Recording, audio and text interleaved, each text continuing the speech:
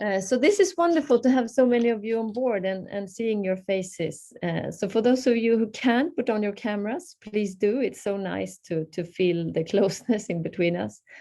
And please add the name of your organization as well in connection to your name. So I just wanted to say the names of the organizations that are represented here, and maybe you can just wave so we see who's in the meeting. So I'll start by saying maybe the advisory group of implementing the small-scale fisheries guidelines and the global strategic framework, who is part of the advisory group, who is actually the host of this webinar. So we have Edith Rudit, Rochelle, Jesu doesn't have her camera, but she's also in the advisory group. Am I missing out on someone? No. Oh, here we have wonderful. Nasig is also signed up. Wonderful. Welcome. And then we have some representatives from EDF, Environmental Defense Fund. Maybe you can also wave. Nice to see you, Alexis and Anna. Wonderful. And I know we have also some people that are part of the regional advisory group of implementing the small-scale fisheries guidelines, like Ravadi. Maybe you would like to wave as well. And I'm not sure, maybe Nimal, maybe you're also part of that. Yes, good to see you. And who is a representative of ICSF? Manas, yeah. And maybe a little bit Vivienne as well. I know you remember. Wonderful. We have some WorldFish people on board. Anna Patel. I'm not sure I'm seeing everyone, so sorry if I'm missing out on someone. We have FAO. Hi, Lena. Good to see you. And some IPC representatives working to support the advisory group. It's Belia and Emanuele. Good to see you. And then we have also Fauna and Flora Initiative, International, sorry. Hi, Timur. Good to see you. And then let's see, we have WCS, Wildlife Conservation Society. Meira, good to see you. From, where are you based now? You're in Myanmar. Cambodia at the moment. Cambodia at the moment, yeah, due to the situation. Sorry about that, yeah. And then we have Nasig from South Africa as well. And let's see who I'm missing. Hoyt, which organization, sorry, are you representing? Sorry, thank you, Hannah. WCS. WCS as well, wonderful, good. And then we have, I'm not sorry if I don't pronounce your name right, Jerry? Hi, which organization are you representing? C'est Blue Venture, sir. Sorry, can you say again? Blue Ventures. Blue Ventures. Excellent. À Madagascar, dans la région sud-ouest de Madagascar. C'est dans la région sud-ouest de Madagascar. Wonderful. So you're based in Madagascar. Excellent. Wonderful to have you on board. We have Vivienne Solis Rivera, who will also be one of the speakers later from CoopeSoliDar and ICSF, and Susanne Nieri Curia, who is the first vice president of OFishNet. Great. So who else have I missed now? Is there anyone? Oceana, Sonia. Hi, it's good to see you. And Elena, which organization are you representing? Conservation International. Oh, yes. Great. Wonderful to have you. And then Rare, I'm seeing also Candice. Good to see you. Wonderful. Welcome. And now my screen was moving around. Also from NAFSU and the Regional Advisory Group, Herman is here. Good to see you. And then Anna Heath from Synchronicity Earth, is it? Wonderful. Good to see you. So I think that's Yannick as well from IPC is here. Sorry to not mention you. And Rindra from Blue Ventures, who maybe doesn't have a broadband allowing her camera on. But excellent, that's wonderful. Such a big group to have on board. So we should get started with the business now. Let's come to what's important. So we'll have two presentations today from two different regions, and then we'll have a lot of time actually today for discussions and in breakout rooms. Hopefully that will allow us time to really dig into this quite complex and tricky issue of gender equality. So that's in short. And before starting, we just thought we should mention some kind of basics about gender equality for all of us to have in this webinar. And before handing over to Vivienne presenting. And we have been reading the FAO handbook on gender for small-scale fishers, for which the connection or the link is shared on the chat by Anna Carolina. So just briefly about gender. So gender actually refers to socially constructed attributes and opportunities associated with being male and female. And it has to do with how society actually defines masculinity and femininity in terms of what is appropriate behavior for a man and a woman. So across societies and cultures, there is considerably and complex variability between men and women, as I'm sure you know, in terms of their privileges and responsibilities.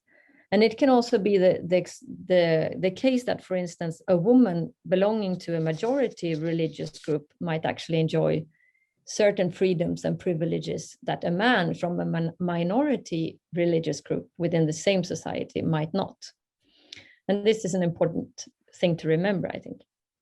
But as all of us know, within small-scale fisheries sector, and in the vast majority of cases, women are subject to various degrees of inequalities in terms of access to and control over productive resources, services, employment opportunities, and participation and power in decision-making.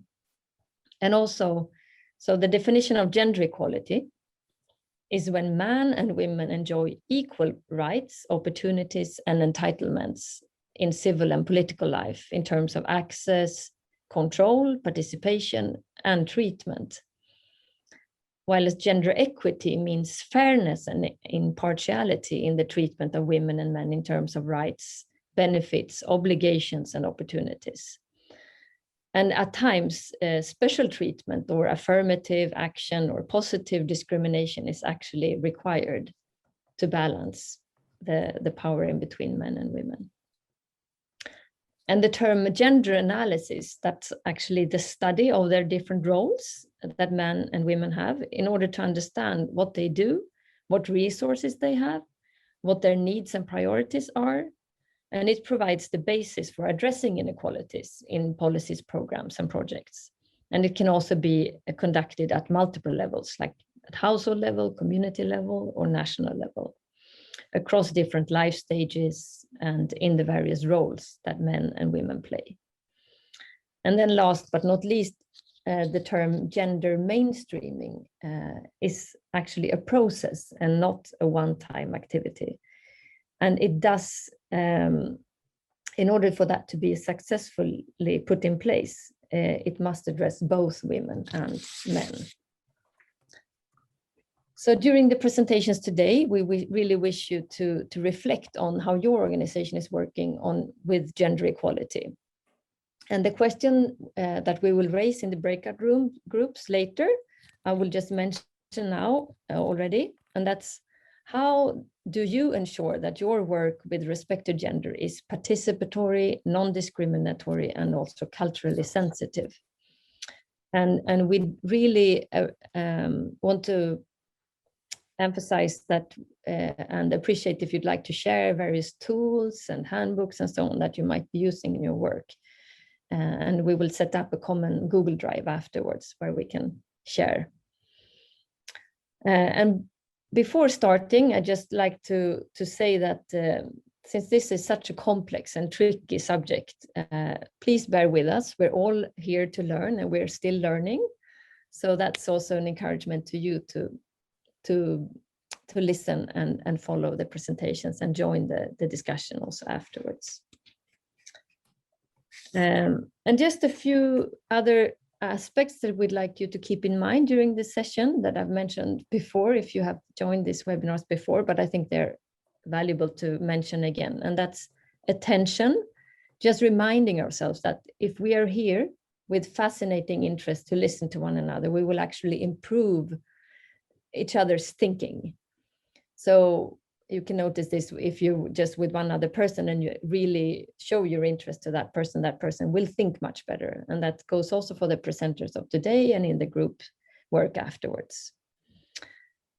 And then equality, which is about treating each other as equal peers. And then the third one is diversity, which we really welcome. And we're quite a diverse group here today, which is excellent because it will also make the discussion more rich and we will be able to understand, hopefully, each other's perspectives a bit.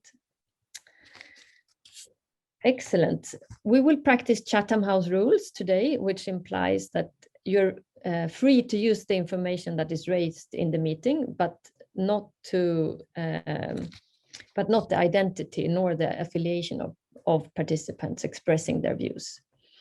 And we have agreed to record, as I mentioned, the presentations, but not the discussions. And our hope is that by using Chatham House rules, we will allow you to speak as individuals and to express views that might not be those of your specific organization. So we can encourage as much as possible a free discussion. So now I will just hand over to Vivienne. We're so glad that you could join us. Many of you might know Vivienne already. She's a biologist and part of CoopeSoliDar, which is a cooperative for social solidarity based in Costa Rica that promotes the conservation of biological and cultural diversity as the main asset for the resilience of local communities to new challenges and opportunities. And Vivienne is also a member of ICSF. So she will share with us some thoughts on gender empowerment and how practically to work with gender equality. We're so glad to have you on board. Thank you very much, Anna, and thank you all for joining us. Thank you for the organizers to open some space for us to discuss some of the work we are doing. And I think that the issue that we're going to discuss today is of great interest, especially for the work that we do on the different territories of life along the planet. And what I see in that picture is a lot of strength, a lot of innovation, a lot of happiness doing some hard work that is being done in a lot of different ecosystems throughout the world. So thank you, Anna. And the next, please. I have three main ideas that I would like to share with you coming from our experience working with fisherwomen in the field. The first one is that we need to recognize that diversity is important. And more than important is that diversity which provides the vitality of the work that women do in their marine territories of life. And this is fundamental for maintaining the resilience, the capacity of these women and their communities to respond to new challenges. Next, please. So I think the first key issue is then that we cannot talk an homogeneous perspective. For example, look at that picture. You might think, child work, how horrible, right?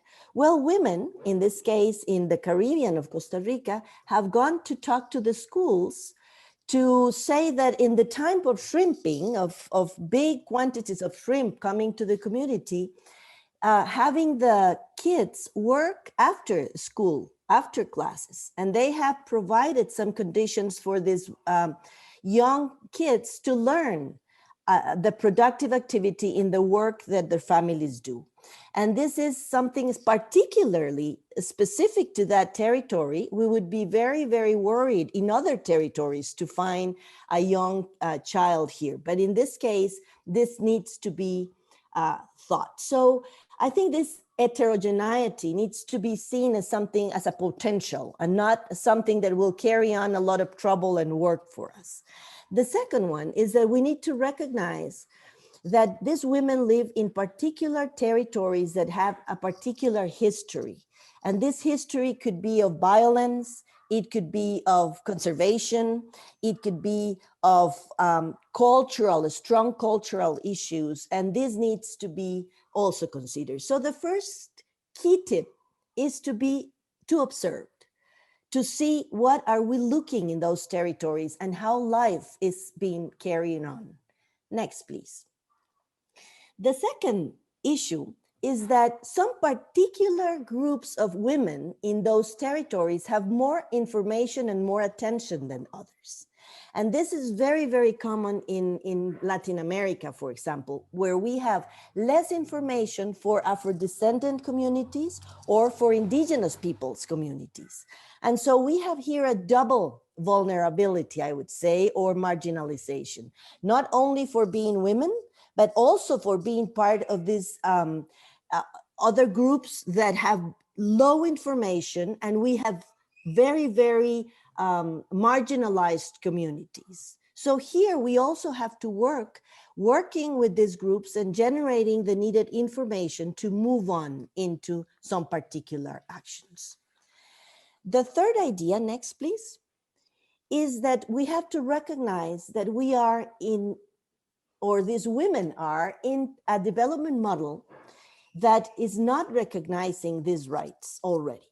And it is very hard to see the recognition of indigenous women and local communities' rights in these territories, and not a lot of knowledge that they are really into very diverse ecosystems, coastal, marine, river, forest territories, and that these territories, they work in a very integrated way.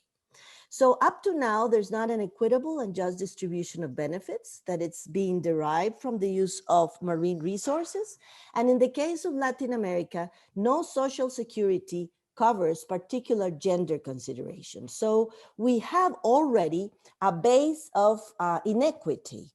And we need to do, as Hannah was saying, some positive actions that will help us bring these conditions for women to move on from then on. Next, please. So in all the territories that we have worked, we are seeing some particular key issues. The first one is that women are linked to culture. If we link culture, if we lose culture, then we will be losing really these inputs that are so powerful and so important for the sustainable use of marine territories. The other one was mentioned by Edith Rudy very clearly. Land tenure and resource access is an issue because most of this is in hands of men or in hands of the government. But very few times we have found that tenure rights and access rights are provided to women. There's a big need for decent work. That means that work is happening, sometimes 24, 20 hours of work, but it is not decent work that we have. And this needs to be worked as a potential because women in most of these territories also are taking under the responsibility the care and the health of the families, the maintenance of the food of child, adult, sometimes elder family members. And so they are key and important in the network of the community building. Next, please. So how to move forward? This is really complicated maybe, and we have found at least 5 baselines, 5 key issues that we need to move on. First is to have actions concretely to maintain that diversity. It's not bad to be a mollusk gathering, but within that mollusk gathering, obtain a particular species of mollusk. And these women are going to be key in if we have a very integral approach to the management of those ecosystems. And the knowledge that they provide is a very valuable knowledge. So all these methodologies that promote participatory knowledge gathering and doing a particular effort in bringing in the knowledge of women is very important in the work we do in the territories. The other one is food security. A lot of the marine resources that are part of their productive activity also comply a very important role in family feeding, family food. So this issue of food security and how we can really recognize that as an important part of the work that women do is fundamental. Leadership and collective action, this is a hard one in a very neoliberal line of productive activities in the territories, I would say, that promote independence, individuality, my own business. I think that in the case that we have seen, our experience, this collective action is crucial. And supporting local organization of women or women and men are key to this leadership, and this collective action will benefit most of the community, which is the fifth point, distribution of benefits. If I only work for me as a family, is not the same if I work collectively to a benefit that will come into community. So we have found a very different way in which we can actually promote the distribution of benefit through the collective action of women. Next, please. So two urgent actions, and I think they were mentioned previously in the introduction. It is urgent to promote initiatives that recognize the gender contribution to the maintenance of indigenous and local communities' knowledge and activities. And this is important. When we are talking about, in this case, marine conservation, women's role has to be recognized as important. And that's something we can do every day. And the second one is to promote access to spaces that produce public policy for the sustainable use and conservation of resources, making that obvious. We are going to invite women too, even if at the beginning that is not normal, let's say, or nobody names those women, or somebody might have a meeting where women are only serving the food. That's a very interesting case because they provide the food for the workshops, but then they cannot participate actively in the discussion that is happening between men. So these actions that are very concrete can really change how the model of the system is moving and comply with a lot of human rights as participation as a key important step. Next, please. So two more ideas. The movement towards a just and equitable distribution of benefits that also incorporates women in marine conservation and marine resources sustainable use has to have a recognition of the work of women in the value chain. And I think Edith Rudert was very clear mentioning this. This is what we are seeing in our territories of life. We have activities that are pre-fishing, preparing for usually men that go into the sea, all the gears needed to fish.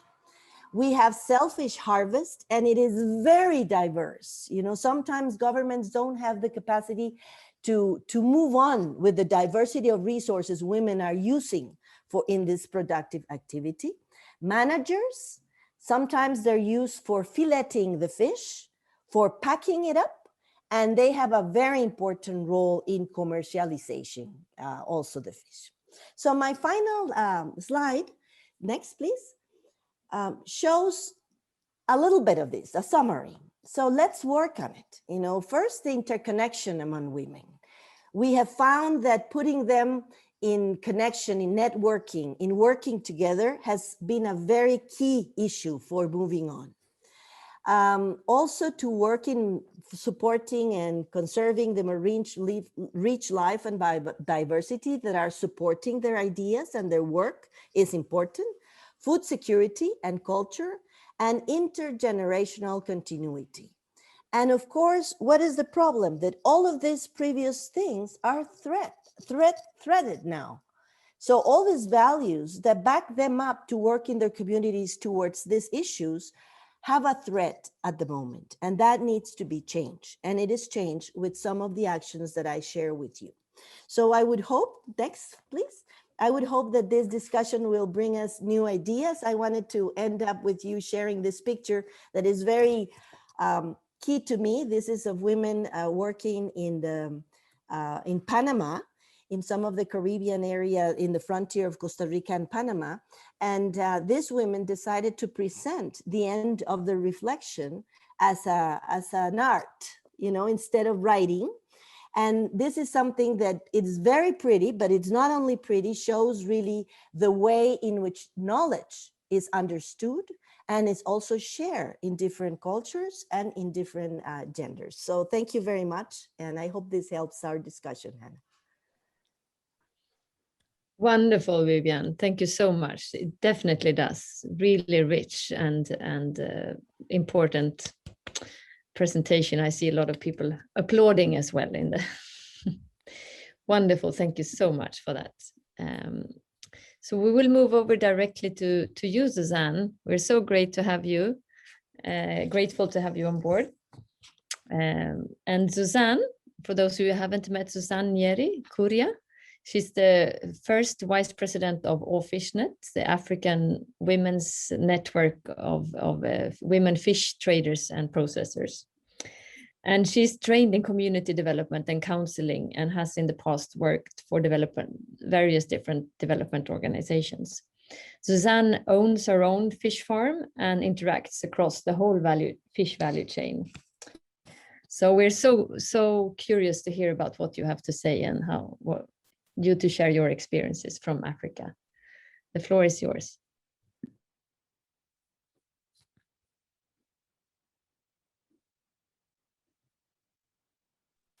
Oh, Suzanne, you're on mute. Sorry, I'm so sorry. Perfect. Okay. So good afternoon, good morning, good afternoon, good evening, everybody. Glad to be here to share our perspective as a civil society organization. So the photo that you see is part of the leaders in WorldFishNet as we visited one of the sites after one of our meetings. Next, please.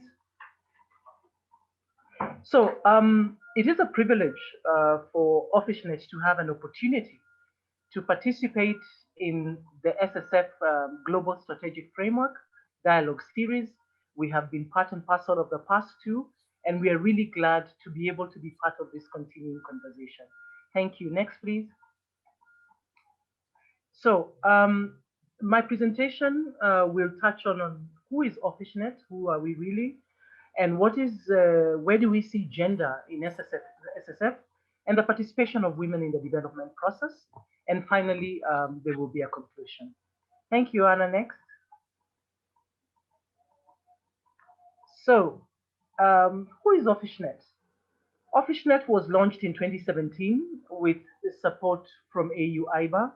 We are 29 member countries currently. And some of our core objectives are to advocate for issues affecting women's activities and facilitate enabling policy environment. We strive to enhance women's roles in fisheries sector in the continent. We facilitate collaboration and cooperation between women fish processors and trader associations in the continent. We do share best practices, experiences, technologies, and most importantly, we learn together. We learn from each other, and we learn to share what we each know. We attract increased public and private investment in the fish post-harvest sector, in both processing and in trading. The other thing that we are doing and doing well is we strengthen women's roles as SMEs, and hence we strive to expand members' markets, their marketing opportunities, and this has resulted in the intra-regional African fish trade. You know, now we have the AFTCA. We also work towards improved food and nutrition security, and of course to improve the quality of life of the women and their households, because once a woman's quality of life is improved, then it does trickle down all the way to her household. Next, please. Next. Good. So gender and women empowerment in SSF. So as you can see, if you look at the picture, women predominate the post-harvest sector and play a key role in ensuring that families have food and that the consumers at the end of the day have fish to eat. But even with women's biggest involvement in the post-harvest sector, are they involved? When you look at it, where are the men? They're actually standing, and the women are the ones squatting and sorting out on the fish. So by empowering women, having them participate in decision making, having them participate in the entire process will definitely bring positive change in the sector's overall outcome. Women also face a lot of obstacles in the sector. They don't have the same opportunities as men, right? As we have talked about gender equality, um, it is yet to become common practice for communities, for culture, or even we ourselves to have our mindset changed to being able to understand that we have equal rights. Next, please. Now, if you look at that picture, look at what women are doing. It's the women down there. And one of the things is that we need to have consultations during planning. We need to involve the women from the very beginning, not at a point where we feel that this is the time for them. Women need to be involved right from the beginning. Again, we need to listen to the local communities' views and perceptions, because not all communities are the same. There are differences. There's culture that we need to bring into play. We need to understand where the women are coming from, because it's diverse backgrounds. We also need, programs also need to be very flexible on project development and its implementation approaches. Take into consideration the local context. Many times when meetings are being called, women are attending to their household chores. They are attending to their farms. They are attending to their children or to the elderly. So miss out in being part of the conversation.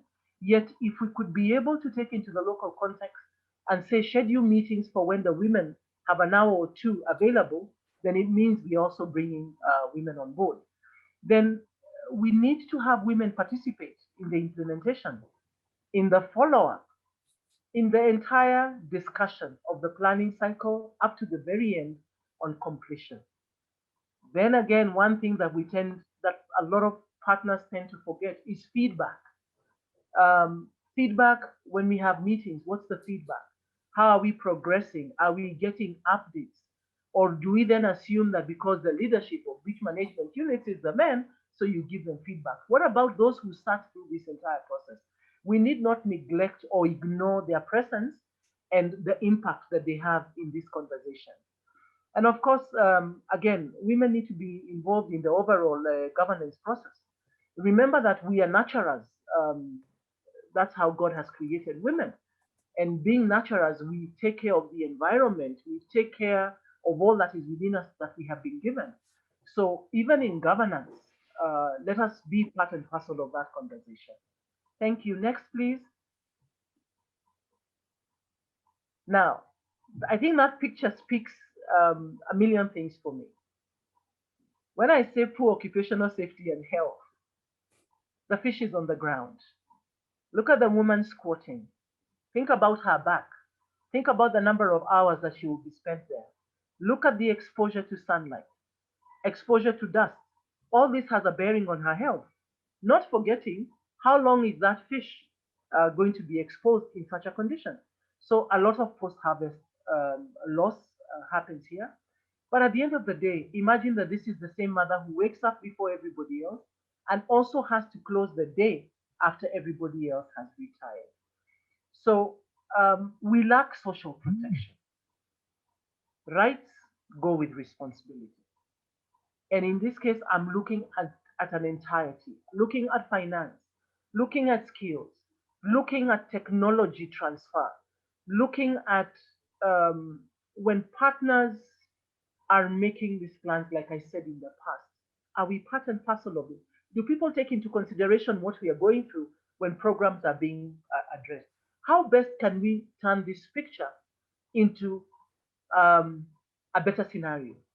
Have best practices shown out, have the women owning the process and being and it working for them, because they contribute to the solution and the intervention on how best a situation like this should be rather than what it is currently. We also, the right to freedom of association and collective action, we are left out. We have a lot of groups. We are part and parcel of groups on the ground, in the community. But what are some of our challenges? Excuse me. The time. Where is the time with all these other things? So husbands will demand that I need to be home at a particular time. So at times we find the challenge of being able to have time to have the freedom of association. We are led to be in women groups. What about in the BNUs? Can we, as successful as we are in our women groups, in our cooperatives, can we not be as successful when we are part and parcel of the bigger community? Next.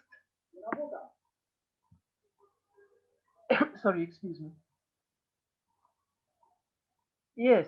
So decent working conditions. Sorry, are we on the same? Sorry. Yeah. So what do the SSF guidelines mean for us? So based on OfficeNet's experience, SSF guidelines play a very important role towards food security and poverty eradication. And it is important, therefore, for partners to support organizations like OfficeNet, both at the continental, at the regional, and even at the local level. Because by doing this, then we contribute to meaningful change. By being part of developing national plans of action for small-scale fisheries based on the SSF guidelines with a budget line, it means there is positive outcomes that basically are realized from this. Again, it gives us, sorry, it also gives us, it opens our minds to the bigger picture. It opens our minds to what is the process? What's the right way of doing a lot of these things? It opens our minds to being aware on what's happening in other regions. It brings a different picture on value addition. It brings a different picture on markets. So when you look at the guidelines, it's a tool. It's a tool that is really strengthening, that is really growing, that needs to be continuous. It doesn't need to be a one-stop conversation. It needs to be a continuous conversation, continuous review, a discussion that at every given time, until each and every one of us is able to own it. Again, the guidelines give us an opportunity for collaboration with regional organizations, global organizations, and it brings in engagement with non-state actors, throughout the process. So it enriches us. And being able to do that, and it does not just enrich the Suzanne who is here, who can be able to come out and speak here, but it enriches the woman at that very basic level, the woman that we can see in the picture, who is the one who wakes up to go to buy fish and be able to trade in it. So it's important that we each take that the guidelines are not just a book or a tool that has been developed for now. For us, it is a continuous conversation. Thank you. Next, please.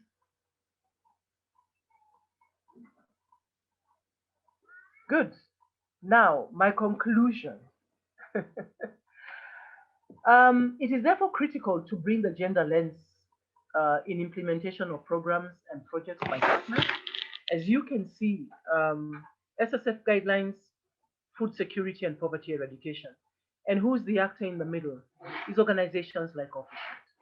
So when we bring a gender lens into these projects, then we provide a roadmap to gender responsive action. And of course, rights-based approach to projects that should protect both people and our resources. With that, allow me to end there. Thank you very much. In this part of my world, we say asante sana. Thank you very much. Asante sana, Suzanne. Wonderful, excellent. So nice to have both of your presentations like this, one from Africa and one from Latin America. Really rich and informative. I think this will facilitate our discussion very well. So we actually thought now that we would have time to show a short video from EMEDO, which is Edith Rodit's organization. But instead we're posting the link here in the chat, and we really encourage you to watch it. It's a beautiful short video to get insight into some issues that women struggle with within small-scale fisheries in Africa. But since we're here together, we prefer now to take the time for discussion, and I hope you don't mind too much. So now we'd like to open up for some reflections, thoughts, or questions to Vivienne or to Editrudit or to Suzanne.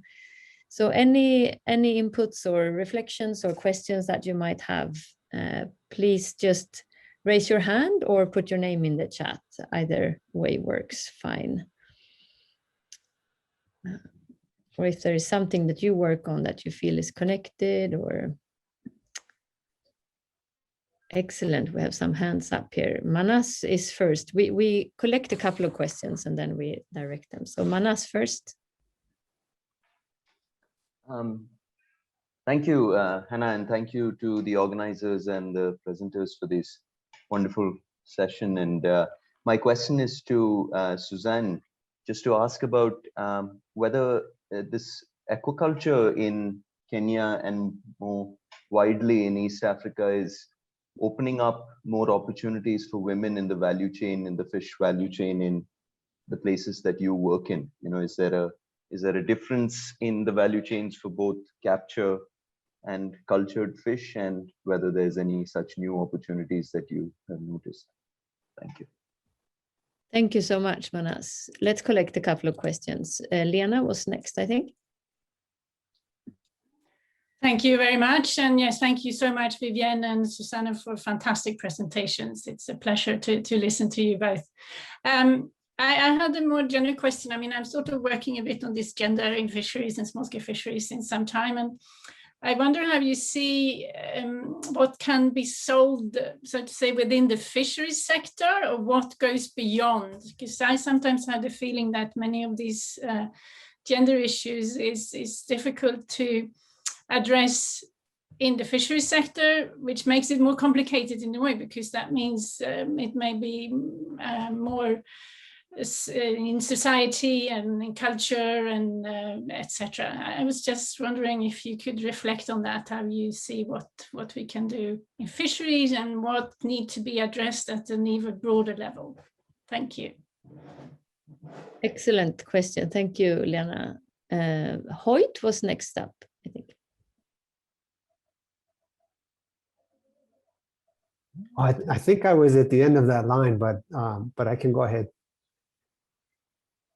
Okay. Go ahead anyway. Okay. So sorry about that. Thank you for the great session, but also for these really moving presentations.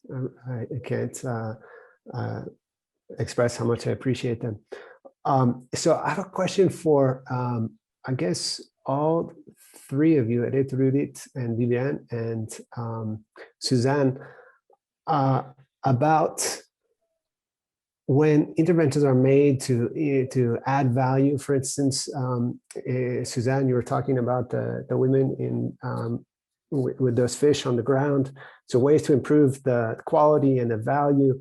I'm fascinated to find examples of when that can be done without then having women displaced. In other words, actually a case that Editrudit told me about a couple of years ago, where when the quality and the value of that fish is increased, and then the women who are trading now are displaced by men who muscle in and push them out of the way, because suddenly that relatively low value fish has become interesting to people with more resource power. So I'm really interested in cases where that can be, where interventions can be addressed, and that effect doesn't happen. And I think it's probably related to Lena's question, because maybe it's their basic socioeconomic rights need to be secured before those kind of interventions happen. But thank you. Excellent. Thank you so much, Hoyt. Let's take these three questions first. And maybe we start with the one from Manas to you, Suzanne, about aquaculture, whether that opens up new opportunities for women and the comparison with capture fisheries, if I understood correctly. Thank you. Yes, aquaculture has really opened up a lot of opportunities for women. Very interesting. One, women do not own land in most cases. So the ponds are done in men's men own the land. So a number of years ago, and I'll give you the scenario for Kenya. In 2009, 2012, there was the economic stimulus program in Kenya, and 48,000 fish ponds were actually put up. And so the program was to stimulate, the fisheries value chain, to stimulate food security, health, nutrition. And of course, at the end of the day, men will not, who is the person who is at home? It was the woman. So it was the woman who was left as the caregiver of the fish. So at the end of the day, the woman knows more about the fish than the man. So that's one. Number two, what then happened is that there were other challenges, and especially like along Lake Victoria, women who were trading in fish. So to address some of the challenges, it was then easier, partners found it easier after a conversation with the women, that if they had cages of their own, that they could be able to manage. So that's a new frontier that has opened up for women, that women are actually being able to manage, which means they are not solely dependent and cannot be bullied much by the men, because they now know how to grow their own fish and have their own produce. Now, in the marine sector, I was at the coast about 2 weeks ago, and there's a lot of encouragement for women to go into mariculture, and quite a group, very interesting to have a conversation with women who are doing crab rearing and who are also doing prawn farming. So they have ponds within their homesteads and being able to do that. So yes, it has opened up immense opportunities. We are looking at women who, now the conversation where women are understanding is not just about whole fish, that you can have diversified products from this fish, that you don't have to sit from very early in the morning to very late at night. So we are having more time and more hours to be able to attend to more things. Two, moving from the big size ponds that were put up, the subsistence farming ponds, to realizing that even in your backyard, you can have a small series that you can be able to address and look after within your own, what is your strength, the little resource that you have, what can you be able to do? So we still have a lot of untapped potential in the sector, in aquaculture. We still have a lot of opportunities that, again, would really be meaningful for women. Remember that we have a challenge with finance. Capital is a challenge for us. Knowledge transfer is a very big challenge. Technology, I don't know why a lot of people feel that it's men who can understand these things more than the women. Yet, yes, we can. We are doing it. So the few women who have, I would call champions, we have strived, like in Kenya, we have the Association of Women in Fisheries. We have strived to hold the other women with us, to be able to lift them up. And then again, to see where on the value chain do you have the strength most. And it's really, every day I listen to exciting stories from the women, and there is all this open opportunity, a big potential that is yet untapped. And if we are able to address some of the barriers, then we can even have a lot more women as actors within that sector. I hope that answers you, my dear. Thank you. Wonderful, Suzanne. Thank you so much. Let's move on to Lena's question on what goes beyond the fisheries sector and when it comes to gender equality. Maybe Vivienne, have you been thinking about that? Yeah, I have a feeling that for institutions and governments, still the issue of gender has not been approached in a very integral way.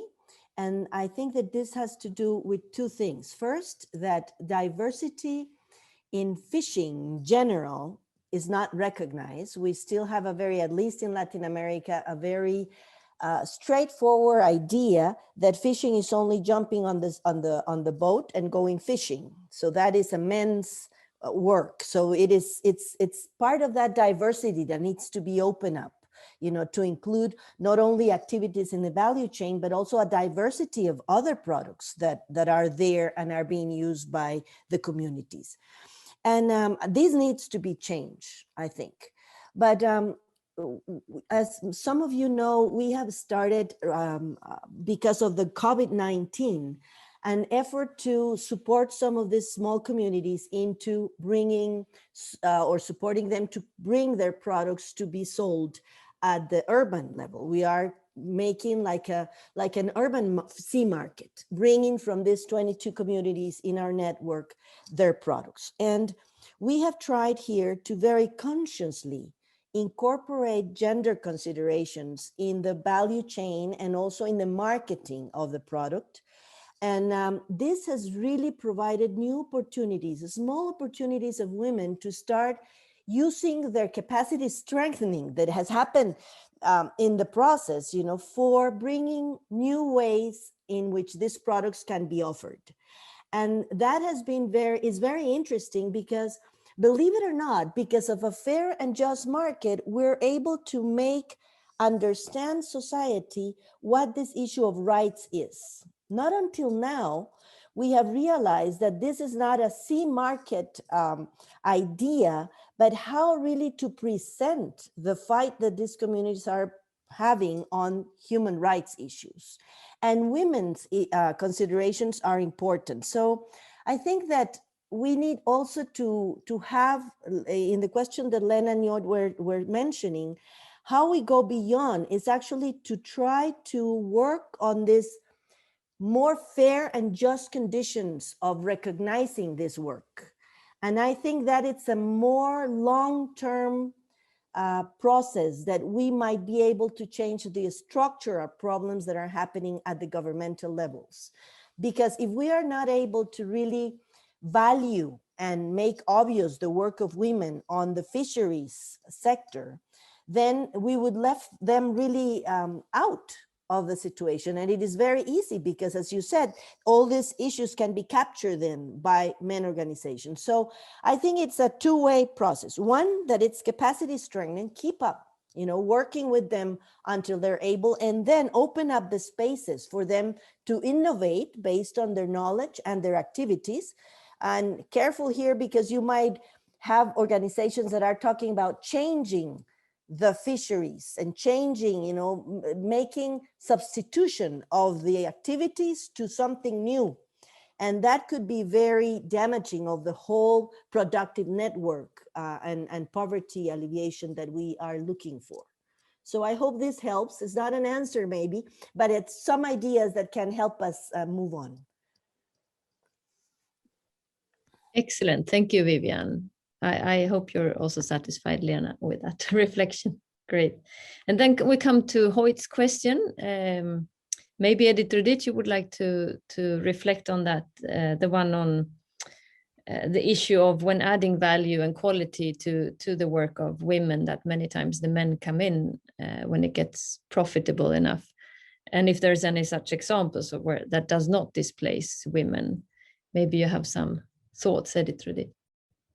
Yeah, thank you. Thank you so much for all the questions. And before I go straight to that, I wanted to add on the first question about the aquaculture. And on a different side, the aquaculture kind of interrupts the lifestyle, the lives and livelihoods of the women in small-scale fisheries, especially when it comes to cage farming. And I would like to give an example in Lake Victoria. In order to access the cages where they are located in the middle of the lake or in the location that have been prescribed, those farmers have to go through the landing sites where the small-scale fishers land their catches, but also where women also get fish for processing and for marketing. So with that has created a lot of fights and also potential kind of fights between the fish farmers and the small-scale fishers, because the small-scale fishers' areas to fish are the ones that are potential for cage farming. So already they are being excluded. And also because of that, the small-scale fishers no longer now able to bring fish to the women for them to process. So already you are seeing that interruption of the whole chain just because of the cage culture. So it has both the positives and the negative side of it. Now, coming to Hoyt's question, it's really true that, yes, when the value chains are formalized, men start coming in. And not just being formalized. If I give an example of the silverfish, we call it dagaa here, the sardines. Initially and traditionally, dagaa was seen and understood and was taken that is the food for the poor. But with an increased awareness that is the most nutritious food, now people have gotten this understanding and the demand for dagaa is growing. And therefore that creating already the market, ready market for such kind of a business. And along the rights-based issues, access to resources, access to finances, men are more privileged, they have more capital. So with that, they're coming in really hard, and women are struggling. If you could see the pictures that were shown in Susan's presentation, there is a picture that women standing up with their buckets and basins, and that was taken in Musoma in Tanzania. And why was that? That day, fish was not available, and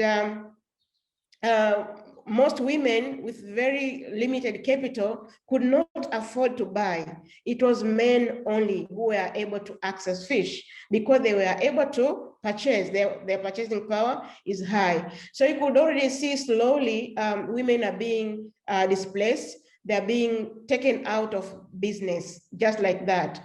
And this happened also in the we call it punkies, the remains of Nile perch. Initially, those frames, the bones, initially when the fish was really here in Tanzania, and I think all over East Africa, due to the processing factories booming up, it was kind of nothing. They were just being thrown away. Women saw that as an opportunity. They started processing. But now, if you ask, where are the women? Most of them have been just pushed out. It's men's business. So this is it, and something needs to be done. And in terms of what Vivienne has really said it, how do we empower women so that they are able to stand all these forces, external forces, they are able to really manage their businesses. They are able to compete, because this is now competition, because there are some of the women who are really strong, who have capital, they are surviving, but the majority are really suffering. So yes, that's maybe I'll try to answer your question, Hoyt. Thank you. Maybe Vivienne, just if you would have some example of where this does not happen, where women can actually maintain and stay in the value chain, even though when the added value is there. Do you have such an example, just for 1 minute to share? Yes, 1 minute, a short one with the mollusk. The presentation to bring mollusks, for example, is knowledge that women have. Men do not have that knowledge. So they have provided us of the here with the product of bringing, the small mollusk in salt water, and then the blood of the mollusk in a little bag beside, and then you buy a small package that has both things. So when you buy it, you bring it at home and you wash this one and you mix the two. And this is only done with perfect freshness by women in this community in Chomes. And men have said, we are not able to do that because that requires to be very careful, very clean, and to be able to have a lot of knowledge in which of the animals are, let's say, fresh and adequate to put into the small bags. So that is it's going to be very hard for men to get into that. Excellent. Nice example. Thank you, Vivienne. So let's hear some more questions. We had Anna Suarez next, and then Nasig, and then Ravadi, I think. Anna, are you there? Yes. Yes. Hi. Good morning, good afternoon, good evening. And my question is related with what is just being discussed about empowerment. So I was wondering if you have strategies that you could share in terms of helping women overcome challenges within their communities or resistance they may face within their families or communities when trying to empower them, or if you have or if you have seen any experience so that we can also help them overcome this resistance so they could be truly empowered and participate in decision making. Thank you. Thank you so much, Anna. Nasig, are you there? Yes, I am here. I understand this discussion to be, and it is, to be about human rights and gender, or the role of women and the rights of women in fishing communities in relation to human rights. So I want to very quickly just add a layer of complexity to the discussion, if I may, and anyone can take a stab at it. But I've been out on a fishing boat a few times in the past. I haven't gone recently, many years ago, and there've been a person of a different sexual orientation, neither man nor woman, but appearing as a man and fishing with us, and often being cajoled and mocked and made fun of, and often also being accused of bringing bad luck when we're out on the boat. So that's a kind of discrimination against a human being who has equal rights to all of us. But at a younger age, that person would have been on shore, attached to his mother or to the women who is sorting and arranging and packaging the fish that has come in. So my question really sort of is, how do we in the small scale sector deal with that kind of marginalization, with that kind of gender discrimination, you know, so that it is not, we don't look at gender laterally as a man and a woman, and that is it. It's a whole lot more complex. So I'm just sort of wondering, you know, in our own context from fishing communities globally, how has others experienced this, and how do we deal with this? How do we bring that dimension into gender equality as well? So anyone can take a stab. Thanks, Anna. Excellent. Thank you, Nasig. Let's take Ravadi's question too. And I think actually your question, Anna, it fits perfectly into the breakout rooms, because that's more or less the question that we have there for people to share tools and experiences that they have been using. So good. So Ravadi, let's hear your question. So Nasig is complicated, mine is very simple. When you are doing empowerment at the community itself, what is the perception of the women themselves on when we are talking about gender equality, when we are talking about human rights? What exactly the issue that you have been facing when you are organizing an empowerment at community level? That is one. And another simple, basic one, but that is my issue when I work. I find we are talking about the government policy responding.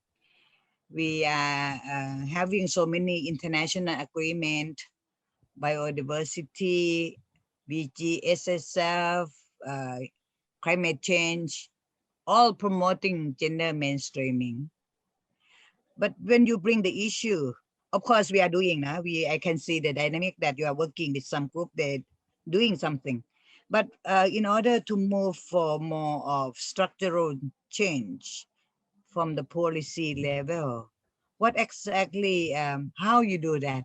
How? I would like to really learn the technique on how you do that. And what are factors that contribute in a positive way and the negative way of really getting more of the enabling positive policy support the gender mainstream for the small scale fishers. So that is my question. Thank you. Excellent. Thank you so much, Ravadi. I think your question also fits very well into the breakout rooms, because it's quite a broad question on how you deal with these challenges in the community. So Is anyone up for commenting or responding to Nasig's question? I can just say that I recognize the issue as well. And it's going to be more and more common, I think. Vivienne. Yes, all the questions are so interesting. Let me just focus on Nasig now that you're asking it, but it is a key question. And I think that one of the issues that we need to have in mind is really respect. We have to have a clear respect for cultures, and we have to think that we are in these communities usually for a period of time, and we have to try to be there for a longer time. That is not work in projects oriented, but processes. And that really is a thing that we need to try to do working with small scale fisheries, because we are not able to understand the basic of these livelihoods unless we are long enough to have not only the trust of the communities and women, but also to understand the implication of our actions in a different culture. And I think that is an issue that we have faced very strongly with the violence issue. As you can imagine, in Latin America, violence to women is an issue, and women are afraid of speaking about this issue when you first move into these communities. And it's not until you're long enough, and I'm talking 20 years, I'm talking long enough in these communities, that they start opening up to try to find with you ways in which solutions can come to those problems. And I think that we need to be clear that we're not going to be able to change these issues that are so strong in these communities in a very small project. So there are activities that can be worked out without reaching the issue of violence that we have started promoting that have been very helpful. Like what?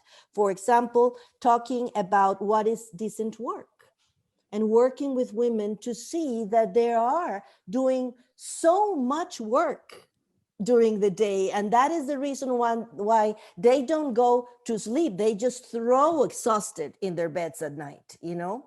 But that strengthens a human being, you know. It doesn't go into violence directly, yeah, right? But that makes women to value themselves as very important partners in the development of the community and make them stronger.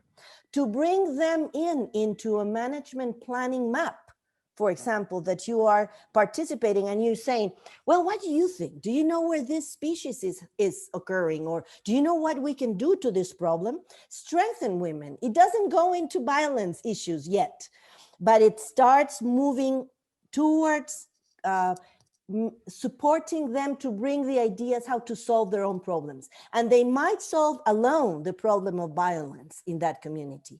And we might not even be part of that solution. But if we are empowering and moving on in different activities, we will at the end change those cultural patterns that might not be right, because we are all human beings, and human beings know what's right or wrong in a relationship, even if it's a cultural issue. But we cannot change it ourselves. It has to be done from bottom up to be a positive action, an affirmative action to gender equity. An idea, again, I'm not having the answer, Nasi.